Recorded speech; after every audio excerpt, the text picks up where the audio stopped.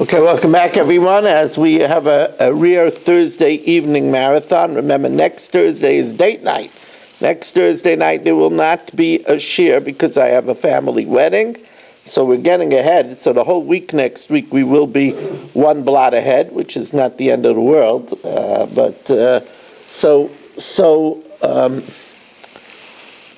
Amar Ravina, 2 lines from the bottom of Samach Hamid Beis, Ravina says, no, that's not what's going on over here.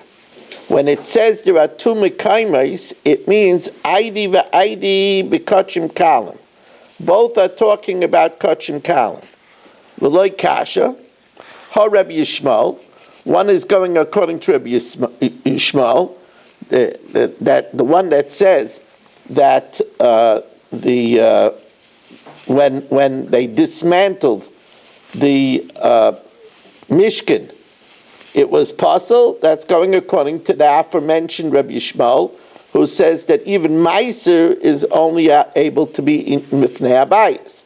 The Rabbanan argue, and the Rabbanan take a hold that the consumption is permitted. The Iba Yisema, ha v'ha b'kachei kachim. Both are talking about kachei kachim. Umay b'shnei mekaymes. Shnei mekaymes means, and here, as Rashi, there's a lengthy Rashi over here, and Rashi in his Maskana explains that when it says koidim over here, it's only ID because afterwards it's going to say la'akar, but it means koidim sheyamdu leviyim as a mishkan means that when the Levium set up the Mishkan, you're allowed to eat the kachei kachim. Ula'achar sheyifruku haLevium es Mishkan, and even after the Levium remove the tabernacle itself, as long as the Mizbeach is still there, they're also able to eat kachei kachim. Because I might think that since it's kachei kachim, once they remove the walls of the Mishkan, it should be disqualified b'yaitze, because it could only be eaten lefnim and akloim. Ma'od is saying if saluh b'yaitze, kamash malan, that it's not disqualified. Says Gemara v'ema achanami. Maybe we should say once they dismantle the Mishkan, it should be disqualified b'yaitze.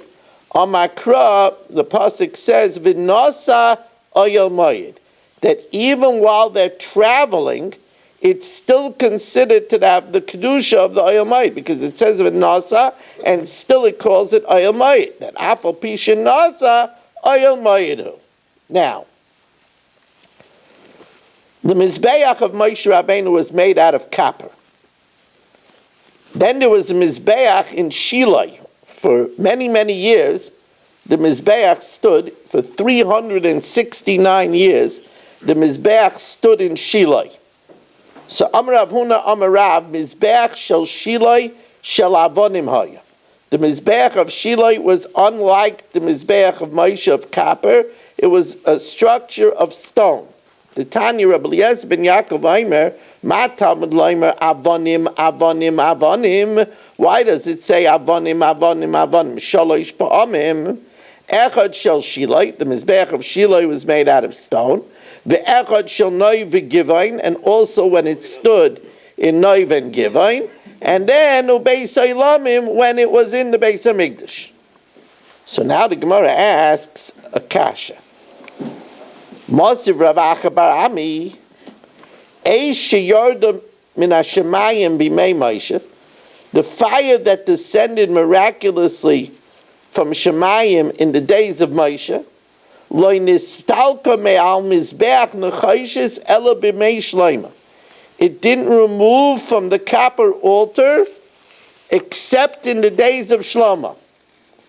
The eish sheyarda mimei shloima, and the divine fire that came down in the days of Shlomo, lo nistalka ad sheba Menashe, until the Rosh Menashe came, who set up idols and destroyed the Mizbeach, V'silka.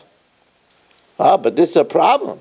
It says the Eish of the copper Mizbeach of Moshe did not remove until Shlomo. But if you say that the Mizbeach of Shilai was stone, then it was removed a long time before. Says the Gemara, Vim Isa meikarahu de istiklei. Says the Gemara, you're right. But Rav Huna has a different Tana who he holds of. Who the Amar ke Rabbi Nasan. He says like Reb Nasan. The Tanya Reb Nasan Aimer Mizbeach shel Shiloi shel Nechayshesaya. The Mizbeach of Shiloi was made out of copper, Hayachalol, Umalei Avonim, and it was full of stones. So therefore,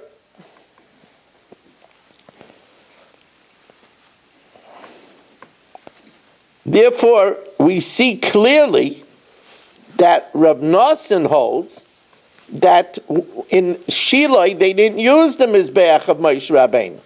They used a different Mizbeach. You want me to call you later? Yeah? You'll come over? If I need to. I think it would be good to come over. Okay. If Right. I'm not going to sleep, All right, okay. Because there's going to be also for the Shabbos table. So it would be, I'll tell you, it'll be around 9:40, so it's not going to be that late. Right? Yeah? Okay, yeah. All right. You'll come over, you'll bring the lamb chops, you'll bring,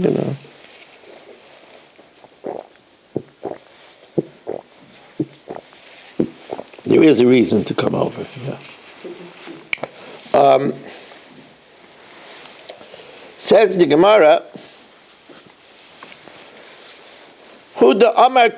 says the Gemara, he holds like Reb Nasan, and as we said, Reb Nasan holds that obviously there was a different Mizbeach.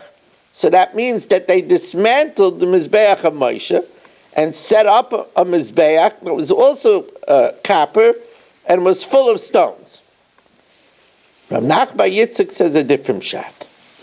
Rav Nachman Yitzchak Amar Mailoi Nistalka, when it says that the fire didn't leave Moshe Rabbeinu's Mizbeach, it means Loi Nistalka Levatala. It didn't go out from Moshe Rabbeinu's Mizbeach. Rather, they had a Mizbeach of copper of Moshe Rabbeinu, and also the Mizbeach Avonim of Shiloi. And the fire went from the Mizbeach of Moshe and set sparks to the Mizbeach of Avonim. We'll see two pshatim in this. Mai, Rabbanan Imrei, Shviva Hava Mishadra. That Moshe Rabbeinu's Mizbeach was ancillary on the side, and it sent sparks to the Mizbeach Avonim of Shiloi. Rapapa Amar, Ushpiza Hava Nokit. The fire would be like a guest. Sometimes it would be on Moshe Rabbeinu's Mizbeach, and sometimes it would be on the Mizbeach in Shiloi. Ushpiz having noked, v'zimnin hacha. Now,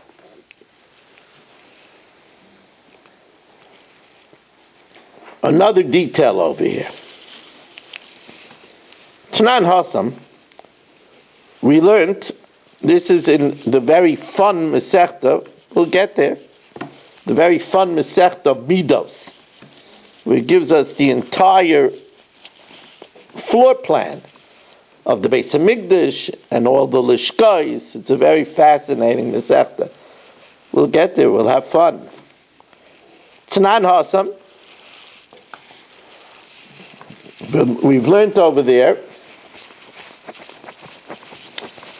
Wow, what a joy to have Rich Leonard join us, and in person. Rabbi say, this is Rich Leonard. For those that don't know, he is my co-president in the Agudas Yisrael Be'ezev of Fairways. Avigdor knows that my presidents are very chashuva people. Right, Avigdor? All my presidents. Absolutely. Shmuel Liefer. Moshe Friedowitzer.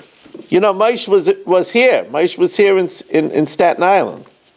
I heard. Yeah. He looks great. B'liyai and Hara. He's still in. Huh? He's still here? Still Yeah, in. yeah. Anyway, so this is, to be a parnas of a tzibur is not a small thing to be a parnas of a tzibur. It's a big schus. And Rich does his job very seriously and very well to benefit the masses. So Rich, it's tremendous to have you here with us. We're just about ready for the Shabbos table. I have a little piece of interesting Gemara. Tnan Hasam, ukisha'olu b'nei hagoyla. When they came up from Babel, when they came up from diaspora, they enlarged the Mizbeach. Hoisifu olav dalid amos min adorim, v'dalid amos min amarim. They added, instead of the Mizbeach being 28 by 28, they added 4 amos on the south and 4 amos on the west to make it 32 by 32. Kamin gamma, like the Greek gam, like an L. So the question is, why did they have to make it bigger? My timer, Amar Rav Yosef mishum deloy sipek, because it wasn't big enough. Now that's a shocker. That's a shakaru. Amalei Abaya, how could that be? Hash the mikdash rishon dichsiv bay, that we were so numerous that it says Yehuda v'Yisrael rabim kechol asher al svas hayam, that we were so plentiful like the sand by the shore of the sea. Sapek, it was big enough at 28 by 28. Mikdash sheni, when they came up from the diaspora, Kate Bavel, Zerubbabel, the Kate Shivim Noishati, when they came up after 70 years, the whole congregation was actually, it doesn't give us the full amount, it was 42,360 people. So why did they have to enlarge it? Loisipik? Amalei, yeah, because Hossam, in the first base of Migdash, when we had more schusim, Eishel Shemayim Misayasa, the fire from heaven helped to burn the karbanos. So therefore it was enough, because it happened very quickly. Hacha ein Eishel Shemayim Misayasa, the fire of heaven did not help. Ki asa Ravin Amar Reb Shimon ben Pazi Mishum Bar Kapara. When Ravin arrived, he said in the name of Shimon ben Pazi, in the name of Bar Kapara, they enlarged it for a different reason. You know that many of the karbanos are accompanied by nisachim, by libations. And on Sukkot, we had the nisach hamayim. In the first base of Mikdash, it was poured over the side of the Mizbeach. In the second base of Mikdash, they enlarged it to put piping through the Mizbeach, through the internal of the Mizbeach, what we called sheetin. It went down the sheetin, the tubes, to an underground vat. So ki asa Ravin Amar Reb Shimon Pazi Mishum Bar Kapara sheetin hoisifu. They added the piping for the libations. You see, meikara savar mizbach adama, that you couldn't put it through the mizbeach, because it says a mizbeach of adama shu otam ba'adama, that has to be stuffed, it has to be solid with earth. Or the b'sayif savar shtia ka'achila, that the drinking, that means the libations, is like the eating. Just like the eating has to be in the Mizbeach, so the drinking also has to be in the Mizbeach. Then what do we mean, Mizbach Adama? Obviously, it wasn't full with earth. Then what does it mean, Mizbach Adama? Shehu mechuber ba'adama. It means, as we learned earlier, that it has to be connected to the ground. Shelo yivne lo al gabe kipim. You can't build it on top of arches. V'lo al gabe mizbeach, al gabe mechilas, or on underground tunnels. Wow, I told you that we would do it in the time it usually takes to do one blot, and I kept my word. It's 9:03, and now we are ahead of blot, which is a very good thing. We are going to now learn for the Shabbos table.